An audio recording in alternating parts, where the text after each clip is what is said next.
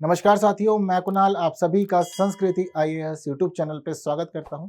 आज की वीडियो में हम लोग बात करने वाले हैं श्री करतारपुर साहिब की और ये जानने वाले हैं कि क्या हमारी ही एक गलती की वजह से श्री करतारपुर साहिब हमसे दूर है और अगर हमने वह गलती न की होती तो क्या आज करतारपुर साहिब भारत का हिस्सा होता। ये अपने आप में बेहद महत्वपूर्ण और दिलचस्प विषय है। यह विषय हम चर्चा क्यों कर रहे हैं? क्योंकि अभी हाल ही में पंजाब के पटियाला में एक चुनावी जनसभा को संबोधित करते हुए प्रधानमंत्री नरेंद्र मोदी ने स्वयं ये बात प्रस्तुत की है कि 1971 के भारत पाकिस्तान युद्ध के समय भारत के हाथ एक खास मौका आया था। यदि उस समय की सरकार उस मौके को अच्छे से भुनाती तो आज श्री करतारपुर साहिब भारत का हिस्सा होता, ना कि पाकिस्तान का। और इन्होंने यहाँ पर यह भी बात भी कही है कि अगर उस समय मैं देश का प्रधानमंत्री होता या हमारी सरकार सत्ता में होती तो उस समय हम वास्तव में उस खेल को खेलते और श्री करतारपुर साहिब को भारत में शामिल करा लेते। यह होता। ये बात इन्होंने प्रस्तुत की है। इन्होंने क्या क्या कहा है, किस बात को आधार बना है, उसको जानेंगे समझेंगे। साथ साथ श्री करतारपुर साहिब को समझते हैं, कॉरिडोर को समझते हैं। थोड़ी सी बात 1971 के भारत पाकिस्तान युद्ध की भी हम लोग करेंगे। सारी चीज़ें क्लियर हैं तो बेहद खास विषय है आज का यह हमारा। लेकिन सभी चीज़ों को जानने से पहले एक महत्वपूर्ण न्यूज़ है आप लोगों के लिए, क्योंकि संस्कृति आइए शुरू करने वाला है आपके लिए एक समर सेल जो अवेलेबल रहेगी 1 से 5 जून तक। इस सेल में आपको कुछ खास ऑफर दिए जा रहे हैं और यह जो ऑफर है यह आपको सभी online live pen drive test series और डीएलपी कोर्सेज पर मिलेंगे और इन सभी कोर्सेज पर आपको 50 से 75% तक की छूट दी जाएगी। इस पूरे ऑफर के अंदर कौन कौन से कोर्सेज अवेलेबल हैं तो देखिए उसके लिए पूरी की पूरी प्रॉपर लिस्ट आप लोग के सामने है। तो आप जिस भी प्रकार से तैयारी करना चाहते हैं कोर्सेज के लिए आप रजिस्टर कर सकते हैं और इनको अवेल कर सकते हैं। चलिए इसी के साथ हम लोग बढ़ते हैं आगे और हमारी न्यूज़ को समझते हैं। लेकिन एक प्रश्न देखने के बाद, एक इस प्रकार का प्रश्न हो सकता है कि इस विषय से आप लोगों से पूछ लिया जाए। अगर आपको चीज़ें पहले ही क्लियर हैं तो आंसर आप लोग कमेंट कर सकते हैं। इसके साथ ही अपने मेंस के नोट जरूर बना लीजिएगा ताकि मुख्य परीक्षा में आपको इस विषय को लिखने में कोई समस्या का सामना ना करना पड़े। हम लोग आगे बढ़ते हैं, चीज़ों को समझते हैं। तो जिस समय प्रधानमंत्री बोल रहे थे पटियाला में, इन्होंने कहा कि देखिए जी, पहली बात तो कांग्रेस ने हमारे देश का विभाजन करवाया। विभाजन करवाया सांप्रदायिक आधार पर, हिंदू मुस्लिम की बात को उस समय आधार बनाते हुए देश को 2 भागों में बांट दिया और देश को 2 भागों में भी इस प्रकार बांटा कि पाकिस्तान 2 टुकड़ों में बट गया। एक पूर्वी पाकिस्तान बना और एक पश्चिमी पाकिस्तान। पूर्वी पाकिस्तान जो आज बांग्लादेश के रूप में जाना जा रहा है। इन्होंने ये भी कहा कि उस समय जब विभाजन हुआ था तो भारत सरकार अपने महत्वपूर्ण तत्वों को, अपने महत्वपूर्ण स्थानों को भारत में शामिल कर सकती थी। अगर शामिल नहीं कर रही थी तो फिर उस समय रजिस्ट्रेशन अग्रीमेंट भी आप करवा सकते थे। यह भी चीज़ है। इन्होंने कहा कि श्री करतारपुर साहिब हालांकि बॉर्डर से बहुत अधिक दूर नहीं है, लेकिन उसके बावजूद स्थिति यह बनी हुई है कि 70 से अधिक वर्षों से हम लोग श्री करतारपुर साहिब के जो दर्शन है वह दूरबीन के माध्यम से कर रहे हैं। कुछ इस प्रकार से चलता रहा कार्यक्रम काफी लंबे समय तक। यह दिक्कत रही और ऐसे ही लोगों ने दर्शन किए। तो इन्होंने इस बात को भी यहाँ पर आधार बनाया कि भाई ये क्या स्थिति है, हमारा स्थान, हमारे लिए पवित्र स्थान, हमारे लिए महत्वपूर्ण स्थान, हम दर्शन दूरबीन से कर रहे हैं। ये चीज बहुत ज्यादा गलत है। तो इन्होंने यहाँ पर यह बताया कि जिस समय 1971 का भारत पाकिस्तान युद्ध हुआ था, उस युद्ध के अंत के समय हम लोग मजबूत स्थिति में थे। भारत के सामने 93,000 लगभग यानी कि 90,000 से ज्यादा पाकिस्तान के सैनिकों ने आत्मसमर्पण कर दिया था। उस समय वह हमारे पास थे। अगर उस समय की सरकार इस मौके को भुनाना चाहती तो पहले ही कह देती कि अगर आपको यह सभी पाकिस्तानी सैनिक चाहिए, हम चाहते हैं कि करतारपुर साहिब को भारत में शामिल कर दिया जाए और या फिर हमें वहां तक आने जाने की पूरी बेरोक टोक अनुमति दी जाए, हम इस प्रकार की स्थिति चाहते हैं। आप बातें कर सकते थे, लेकिन उस समय की सरकार ने मौके को नहीं भुनाया जिससे कि सारी चीजें गड़बड़ हो गई और आज भी हम लोग श्री करतारपुर साहिब से दूर हैं, यह हमारे पास नहीं है। ये उन्होंने बताया। तो इस दौरान इस पूरी न्यूज को समझने के बाद और प्रधानमंत्री नरेंद्र मोदी की बातों को समझने का 2 खास चीजें हमें यहाँ देखने को मिल रही है। पहली बात श्री करतारपुर साहिब की और दूसरी बात 1971 के भारत पाकिस्तान युद्ध की। दोनों की बात हम लोग करते हैं अच्छे से अपनी इस वीडियो में आगे। सबसे पहले बात करते हैं श्री करतारपुर साहिब की। तो सिख समुदाय के लिए यह एक महत्वपूर्ण धार्मिक महत्व का स्थान है। क्यों है? इसको जाना जाता है गुरुद्वारा दरबार साहिब के रूप में भी और यह स्थित है पाकिस्तान के नारोवाल जिले में।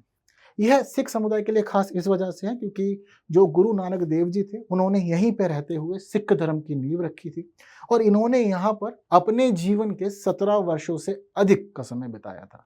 एक लंबा पीरियड होता है और इन्होंने अपनी अंतिम सांस भी यही ली थी 22 सितंबर 1539 को। तो देखिए महत्वपूर्ण स्थान किस प्रकार से हुआ। गुरु नानक देव जी अलग अलग जगह की यात्रा करते हुए यहाँ पहुंचे। इन्हें स्थान बहुत ज्यादा खास लगा, अच्छा लगा। इन्होंने यहीं पे गुरुद्वारे की नींव रखी, यहीं पे ही इन्होंने सिख धर्म की नींव रखी। जीवन के लगभग 17 वर्षों से ज़्यादा का समय यहाँ बिताया और अंतिम सांस भी यहाँ ली। तो गुरु नानक देव जी की वजह से सिखों के लिए यह स्थान बहुत ही ज़्यादा पवित्र है अपने आप में। चीज़ें क्लियर। इसके साथ ही हम लोग बात करें श्री करतारपुर साहिब की, तो देखिए यह रावी नदी के तट पर स्थित है। तो रावी नदी के जो पश्चिमी हिस्सा है, उस पश्चिमी हिस्से में आता है यह फिलहाल। पहले एक समय ऐसी घटना हुई थी कि गुरुद्वारा यहाँ पर स्थापित तो कर दिया गया था गुरु नानक देव जी के द्वारा, लेकिन वह जो गुरुद्वारा इन्होंने स्थापित किया था, पहले तकनीकें बहुत अच्छी नहीं हुआ करती, तो चीज़ें बहुत अच्छी नहीं बनाया करते थे। आज जिस प्रकार के भव्य गुरुद्वारे हम लोग देखते हैं, पहले ऐसे गुरुद्वारे नहीं हुआ करते थे, लेकिन गुरुद्वारे शुरुआत से ही आस्था का विषय रहे हैं। तो क्या हुआ कि रावी नदी से काफ़ी ज़्यादा निकट है ये, तो रावी नदी में बाढ़ आई और बाढ़ आने की वजह से गुरुद्वारा करतारपुर साहिब बह गया था। लेकिन महत्वपूर्ण स्थान था, लोग जानते थे, तो फिर इसी वजह से महाराजा रणजीत सिंह के द्वारा इस गुरुद्वारे को पुनः स्थापित किया गया और अब तक फिर हम लोग उसी को ही प्रयोग में ले रहे हैं। यह गुरुद्वारा सिख समुदाय के लोगों के लिए इस प्रकार खास है कि हर वर्ष बैसाखी के अवसर पर भारत से हजारों लोग जाते हैं श्री करतारपुर साहिब दर्शन के लिए। इस दौरान हम लोगों ने पाकिस्तान से खास डील भी की हुई है, तो इस दौरान कोई बहुत खास वीज़ा वगैरह की ज़रूरत नहीं पड़ती है, बस परमिट लेकर के ही भारत से सिख समुदाय के लोग जाते हैं और दर्शन करके आते हैं बैसाखी के अवसर पे। चीज़ें क्लियर हैं। तो आज के समय में करतारपुर कॉरिडोर भी बहुत ज़्यादा खास है। करतारपुर कॉरिडोर से प्रश्न पहले भी पूछे गए हैं, आगे भी पूछे जा सकते हैं, समझना जानना ज़रूरी है। दरअसल पहले ना कॉरिडोर जैसी कोई स्थिति नहीं हुआ करती थी। वर्ष 2019 में हमें यह कॉरिडोर मिला है, जिसके माध्यम से फिर ये आना-जाना हो पा रहा है। इस कॉरिडोर को लेकर के जो बातचीत थी, यह तो सबसे पहले हम देखते हैं कि अटल बिहारी वाजपेयी जी के द्वारा ही प्रस्तुत कर दी गई थी, लेकिन कार्यक्रम जो था वह शुरू होता है 26 नवंबर 2018 को। पहले पाकिस्तान और भारत दोनों देशों की सरकारें सहमति दर्ज करती हैं कि जी हम एक कॉरिडोर बनाएंगे। इस दौरान जो एक खास अवसर भी देखने को मिल रहा था वह यह था कि गुरु नानक देव जी की 550वीं जयंती आ रही थी।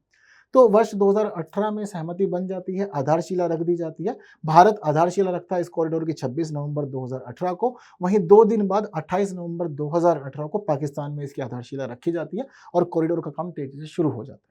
काफ़ी कम समय में कॉरिडोर बन जाता है, 2019 में खोल दिया जाता है और मार्क की जाती है गुरु नानक देव जी की 550वीं जयंती। तब से लेकर अब तक हम लोग इस कॉरिडोर के माध्यम से ही चीज़ों को कर रहे हैं।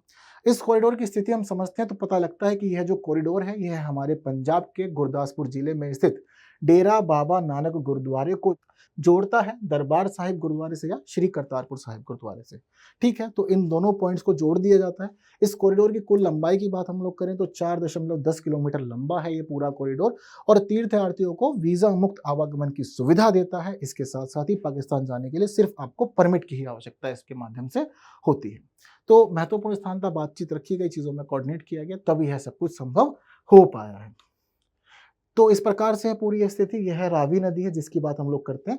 रावी नदी का जो पश्चिमी तट है, यानी कि जो पाकिस्तान वाला हिस्सा है, तो उस पाकिस्तान वाले हिस्से में पड़ता है श्री करतारपुर साहिब। वहीं रावी नदी का जो पूर्वी हिस्सा है, उस पूर्वी हिस्से में पड़ता है डेरा बाबा नानक गुरुद्वारा। तो इन दोनों ही पॉइंट्स को जोड़ने का काम करता है यह कॉरिडोर मुख्य रूप से, ये हम लोग यहाँ पर समझ पाते हैं। हालांकि इस कॉरिडोर को लेकर के अनेक चिंताएं भी हैं। बहुत सारे लोग ये बताते हैं कि यह जो कॉरिडोर है, पाकिस्तान के अधिकारी था एक खास बाजवा, उस पाकिस्तान में सेना प्रमुख बाजवा की दिमाग की उपज था, उसने इसको तैयार करवाया था और इसके माध्यम से भारत को ट्रिगर करना चाहता था। वहीं इसके अलावा हम देखते हैं कि हाल के वर्षों में करतारपुर साहिब वाले हिस्से में 40 से ज़्यादा खालिस्तानी हमले भी हो चुके हैं। तो अनेक चिंताएं बनी हुई हैं। एक तरफ खालिस्तानी हमलों की चिंता हो रही है, वहीं दूसरी तरफ देख रहे हैं कि भाई सेना प्रमुख बाजवा के दिमाग की उपज है। तो यहाँ चिंता का विषय एक ये भी बना रहता है कि कोई हमला ना हो जाए, दिक्कत ना हो जाए, हमारे जितने भी लोग दर्शन करने जा रहे हैं उन सभी के जीवन के ऊपर कोई संकट ना आ जाए, यह भी चिंता का विषय रहता है। वहीं इसके अलावा पाकिस्तान की खुफिया एजेंसी ISI ने प्रवासी सिखों के बीच खालिस्तान के लिए समर्थन भी दिखाया है, तो समर्थन की वजह से भी चिंता रहती है। तो पाकिस्तान का बिहेवियर हमारे लिए पॉजिटिव हमने नहीं देखा, बहुत रेयरली देखते हैं, लेकिन फिर भी घटनाएं अलग अलग रूप में होती रहती हैं। वर्तमान में सरकार ने इसी वजह से पूरी बातचीत भी बंद कर रखी है कि अब दोनों देशों के बीच कोई बातचीत हो ही नहीं रही है। हम किसी प्रकार से ना समर्थन दे रहे हैं, ना ले रहे हैं, ना कोई बातचीत कर रहे हैं, ना मतलब रख रहे हैं। पाकिस्तान हमारा वो पड़ोसी हो गया है जो पड़ोसी है तो, लेकिन एग्जिस्ट नहीं करता एक प्रकार से हमारे लिए आजकल ये चल रहा है। तो इस कॉरिडोर को लेकर के बहुत सारी चिंताएं भी हैं, लेकिन अभी तक चीज़ें जो हैं वह व्यवस्थित रूप से ही चल रही हैं।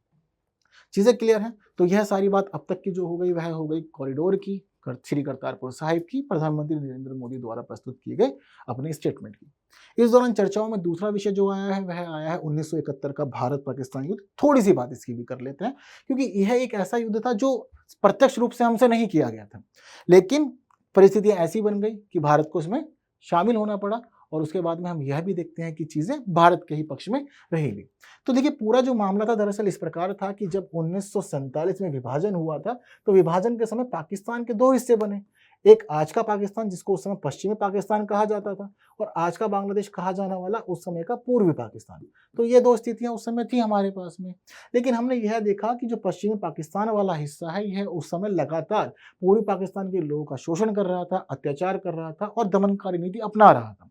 अब पूर्वी पाकिस्तान के जितने भी लोग थे, मूल रूप से ये लोग बंगाली थे, लेकिन ये लोग पश्चिमी पाकिस्तान के द्वारा इनके साथ किए जा रहे बिहेवियर से ना बहुत ही ज्यादा परेशान थे। अब इस वजह से ये परेशान होते रहे और यहाँ पर अलग अलग दल, अलग अलग समूह, अलग अलग लोग अपना विरोध जताने के लिए चीजों को तैयार करते रहे। विरोध जताने के लिए चीजें होती तो नहीं, लेकिन हम देखते हैं कि 1971 के समय यह सभी चीजें विस्फोट के रूप में सामने आई। एक प्रकार से किस प्रकार की स्थिति हुई, तनाव आपका लगातार बना हुआ था और 1971 में हम देखते हैं कि पूरी पाकिस्तान में गृह युद्ध जैसी स्थिति हो जाती है। अब जब गृह युद्ध जैसी स्थिति हो जाती है तो खबर पहुंचती है पश्चिम पाकिस्तान में कि जी यहाँ के लोग तो बड़ा हमारे लिए परेशान का सबब बन रहे हैं, गृह युद्ध जैसी स्थिति है, सरकार के विरुद्ध खड़े हो रहे हैं, क्या किया जाए। तो इस समय पूर्वी पाकिस्तान के अंदर जो भी गतिविधियां हो रही थी उन सभी गतिविधियों को दबाने के लिए पाकिस्तान के द्वारा यानी कि मुख्य रूप से पश्चिमी पाकिस्तान के द्वारा ऑपरेशन सर्च लाइट शुरू किया गया। यह सर्च लाइट शुरू किया गया था 25 मार्च के दिन 1971 में। इस ऑपरेशन सर्च लाइट का मुख्य उद्देश्य था कि भाई पूर्वी पाकिस्तान में जो भी राजनीतिक विरोध करने वाले लोग हैं और जो भी दल हैं उन सभी को कुचल दिया जाए। इन्होंने बिना किसी भी हेजिटेशन के, बिना किसी टेंशन के पूरी तरह से इस विद्रोह का दमन किया, विरोध को दबाया और जो भी स्थिति थी पूरा प्रयास कर दिया इसको दबाने में, खत्म करने में कि भाई स्थिति पूरी कंट्रोल में आ जाए, लेकिन कंट्रोल में नहीं आ रही थी। इस दौरान ये भी देखा गया कि 3 लाख से 3 मिलियन बंगाली इस दौरान पूरी घटना में मारे गए थे। वहीं लगभग 10 मिलियन शरणार्थी भारत भाग आए। अब तक की स्थिति जो चल रही थी ना, यह स्थिति से हमें कोई परेशानी नहीं थी। भाई लड़ो, पूर्वी पाकिस्तान भी तुम्हारा, पश्चिम पाकिस्तान तुम्हारा, आपस में लड़ मरो, जैसे मर्जी तुम्हें ठीक लगता है, दूसरों डुबा मारो, लाठी से मारो, गोली मारो, जो तुम्हें ठीक लगता है तुम करो, तुम्हारा आंतरिक मामला है भाई, हम इंटरफेयर नहीं करेंगे। जैसा कि हम लोग कहते हैं कि हमारे आंतरिक मामलों में कोई इंटरफेयर ना किया जाए, यही मामला तो चला आ रहा था। अब हमारे लिए दिक्कत आती है इस तीसरे पॉइंट से, जब 10 मिलियन शरणार्थी भारत में भगे आए। अब यहां बना पूरा हमारे लिए समस्या का सबब, क्योंकि भाई इतने लोगों को संभाला कैसे जाए और कैसे मैनेज हो। यहाँ भारत भी उस समय बहुत अधिक अच्छी स्थिति में नहीं था। ऐसा नहीं कि हम बहुत अधिक सोच सकते हैं आओ बैठो तुम्हें खिलाएंगे, व्यवस्था करेंगे, नहीं। अब भारत सरकार की चिंता बनी ये शरणार्थी और भारत सरकार चाहती थी इन शरणार्थियों को वापस भेजना और जिसी वजह से सारी चीजें हुई। इस समय पूर्वी पाकिस्तान के अंदर जो पूरा का पूरा यह विरोध चल रहा था, इस विरोध को एक खास समूह संभाल रहा था, उसको कहते हैं मुक्ति वाहिनी। हालांकि मुक्ति वाहिनी नया नया नहीं था, काफी लंबे समय से धीरे धीरे चीजों में खड़े हो रहे थे, अपने आप को मजबूत कर रहे थे और एक मजबूत स्थिति 1971 के गृह युद्ध में देखी गई थी मुक्ति वाहिनी की। तो पूरी की पूरी स्थिति पूर्वी पाकिस्तान में संभाल रहे थे मुक्ति वाहिनी के लोग। अब क्या होता है कि जिस समय प्रधानमंत्री इंदिरा गांधी के पास खबर आती है कि जी शरणार्थी भी बहुत सारे आ रहे हैं और पूर्वी पाकिस्तान में स्थिति इस प्रकार की बनी हुई है, तो फिर इस दौरान जो मामला था इंदिरा गांधी का वो यह था कि भाई शरणार्थियों को तो वापस भेजा जाए, कुछ भी करो शरणार्थियों को वापस भेजो, हम लोग इस प्रकार से चीजें नहीं संभाल सकते। और खास तौर पे जो हमारा बंगाल वाला क्षेत्र है, पश्चिमी बंगाल, वह मुख्य रूप से प्रभावित हो रहा था इन सभी लोगों के वहां से भाग के चले आने में शरणार्थी के रूप से। तो यही मामला देखा गया। अब इस दौरान क्या हुआ कि इंदिरा गांधी सरकार को यह भी नहीं था कि हम लोग प्रत्यक्ष रूप से युद्ध में आए, तो इंदिरा गांधी ने यहाँ पर क्या किया कि सबसे पहले बातचीत की मुक्ति वाहिनी के लोगों से और हम लोगों ने शुरू कर दिया समर्थन देना। तो मुक्ति वाहिनी के जितने भी यहाँ पर सैनिक लड़ रहे थे, जितने भी योद्धा थे, कौन शामिल था मुक्ति वाहिनी में? तो मुक्ति वाहिनी में खासतौर पर 2 प्रकार के लोग शामिल थे। पहली बात तो वहाँ के जो स्थानीय सामान्य लोग थे वो शामिल थे। दूसरी बात, बागी हो चुके पाकिस्तान के सैनिक भी इसमें शामिल थे। तो इन लोगों ने मिलजुल के ये तैयार किया था मुक्ति वाहिनी। तो इसी वजह से इंदिरा गांधी सरकार ने फिलहाल इनको समर्थन देना शुरू कर दिया, इनको हथियार देने शुरू कर दिया, इनको प्रशिक्षण देना शुरू कर दिया कि आप लोग लड़ो, हम लोग सीधा नहीं आ सकते लेकिन आपके साथ हैं, हम आपको आजाद कराना चाहते हैं, हम चाहते हैं कि आप इस प्रकार के कुशासन से मुक्त हो जाए। समर्थन पूरा दिया गया, लेकिन चीजें जो होती हैं वह संदेह के घेरे में आई जाती हैं। तो पश्चिमी पाकिस्तान को सभी चीज समझ में आ गई थी कि भाई भारत हेल्प तो कर रहा है, इसमें कोई दो राय नहीं है, मदद तो पहुंचाई जा रही है। अब इसी मदद के चक्कर में क्या हुआ कि पाकिस्तान से सबर नहीं हुआ। पश्चिमी पाकिस्तान ने क्या किया, इन्होंने अपने एयरप्लेन उड़ाए और उड़ा करके भारत के अंदर अलग अलग हवाई अड्डों पर हमले कर दिए। 3 दिसंबर के दिन 1971 में 8 भारतीय हवाई अड्डों के ऊपर हवाई हमले किए गए। हालांकि इस दौरान हमारे जो हवाई अड्डे हैं उनको कोई खास हानि नहीं हुई, हम लोग काफी सुरक्षित स्थिति में थे। लेकिन इस समय हमारी जो तत्कालीन प्रधानमंत्री थी इंदिरा गांधी, ये आई आकाशवाणी पे और इन्होंने आकाशवाणी पे आकर सारी बातें स्पष्ट कर दी कि देखिए जी, पाकिस्तान जो है, पश्चिमी पाकिस्तान, उसने हमारे 8 हवाई अड्डों पे हमला किया है और उसके द्वारा ये जो हमले किए गए हैं, हम इन हमलों को अपने विरुद्ध युद्ध की घोषणा मानते हैं और अब हम पीछे नहीं हटेंगे, हम भी युद्ध लड़ेंगे। इसके बाद हम देखते हैं कि भाई युद्ध शुरू हो जाता है, बंदरगाहों पे पाकिस्तान के हमले किए जाते हैं। इनके जो हवाई हमले होते हैं वह भी अलग होते हैं, हमारे सैनिक हर मोर्चे पे खुल जाते हैं इनसे लड़ने के लिए। हालांकि एक खास बिंदु इस समय लड़ाई का यह था कि हम लोग पश्चिमी पाकिस्तान के वाले क्षेत्रों में युद्ध लड़ चुके थे, तो वहाँ की चीज़ें हमें पता थी, हम वहाँ के लिए तैयार थे। लेकिन पूर्वी पाकिस्तान वाले हिस्से पर हम लोग काफ़ी अधिक मजबूत नहीं थे, इसी वजह से इंदिरा गांधी युद्ध भी टाल रही थी। लेकिन बाद में जब इस प्रकार की गतिविधि हुई तो फिर हमारे सैनिक कूद गए युद्ध में और युद्ध चलता है यहाँ पर 13 दिन। 13 दिन तक चले इस युद्ध के बाद में हमारी तरफ से घोषणा की जाती है कि भाई देखो, आत्मसमर्पण कर रहे हो तो बताओ कहाँ पे। हम लोग 16 दिसंबर के दिन ढाका पे घेराव डाल देते हैं और ढाका पे घेराव डालना घोषणा करते हैं कि भाई आत्मसमर्पण कर रहे हो तो ठीक, नहीं कर रहे हो तो बाद में हमसे मत कहना, हम जो भी करें यहाँ पर। तो यहाँ पर जब हमारे सैनिक, हमारी सेना अनाउंसमेंट कर देती है तो हम देखते हैं कि पाकिस्तानी सैनिकों की तरफ से कोई विरोध नहीं होता और लेफ्टिनेंट जनरल नियाजी जो थे उस समय, वह आते हैं और अपने सैनिकों के साथ आत्मसमर्पण कर देते हैं। और जैसे ही आत्मसमर्पण होता है, भारत के साथ में सारी स्थिति ठीक हो जाती है, बांग्लादेश को आज़ाद करा दिया जाता है और चीज़ें ठीक होने लग जाती हैं। तो यही थी पूरी स्थिति। इस दौरान घटना में यह देखा गया कि जब इन्होंने आत्मसमर्पण किया तो उस समय लगभग 93,000 पाकिस्तान सैनिक मौजूद थे हमारे पास में, और उन्हीं पाकिस्तानी सैनिकों को फिलहाल मेंशन किया था पटना की इस रैली के अंदर प्रधानमंत्री नरेंद्र मोदी ने। तो क्या लगता है आप लोगों को, क्या प्रधानमंत्री उस समय नरेंद्र मोदी होते इंदिरा गांधी की जगह तो क्या इस मौके को भुनाते, या फिर उस समय की सरकार ने जो किया वह बिल्कुल ही ठीक किया था? क्या है आप लोग के विचार, कमेंट में मुझे जरूर बताना है। साथ साथ मुझे इस प्रश्न का उत्तर भी जरूर देना है, अपने नोट जरूर बनाने हैं। वहीं वीडियो इन्फॉर्मेटिव लगी है तो बाकी साथियों तक शेयर जरूर करनी है, वीडियो को लाइक के बिना नहीं जाना है। वहीं आप लोग को उत्तर चाहिए होगा तो देखिए आप लोग की स्क्रीन पर है। उम्मीद करता हूँ कि ठीक रहा होगा, अच्छा रहा होगा। बाकी बातें हम लोग अगली वीडियो में करेंगे कुछ नए विषयों के साथ। तब तक के लिए मुझे दीजिए आप विदा। Thank you so much.